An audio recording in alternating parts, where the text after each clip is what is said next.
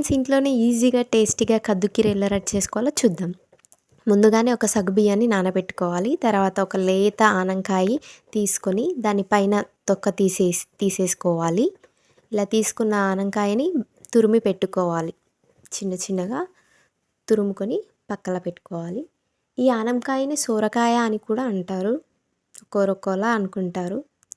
ఈ ఆనకాయని బాగా తురుముకున్న తర్వాత స్టవ్ ఆన్ చేసుకొని సిమ్లో పెట్టుకొని ఈ తురిమిన ఆనకాయని ఇందులో ఉన్న వాటర్ మొత్తం పోయేలా సిమ్లో పెట్టుకొని మెల్లిగా కలుపుకుంటూ ఈ మిశ్రమం మొత్తం దగ్గరికి అయ్యేలా కలుపుకుంటూ ఉండాలి. ఒక 10 మినిట్స్ వరకు అలానే కలుపుతూ ఉండాలి.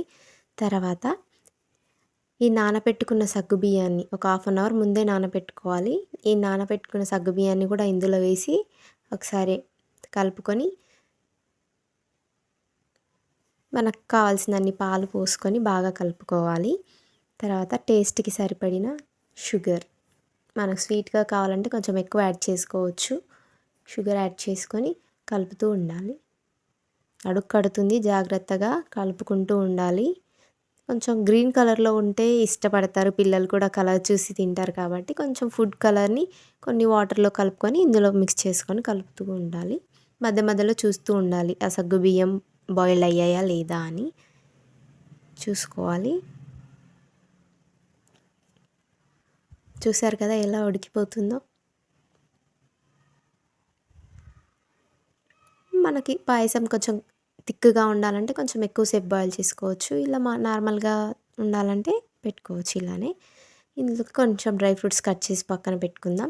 డ్రై ఫ్రూట్స్ ఏవి ఉన్నా మీ దగ్గర ఏ ఫ్రూట్స్ ఉంటే అవి వేసుకోవచ్చు. నేను ఓన్లీ బాదం మాత్రమే వేస్తున్నాను. పెద్ద పెద్దగా కాకుండా కొంచెం చిన్న ముక్కలుగా చేస్తున్నాను. ఇలాచి ఒక 5-6 ఇలాచీని పౌడర్ చేసుకొని ఇందులో వేసుకుందాం.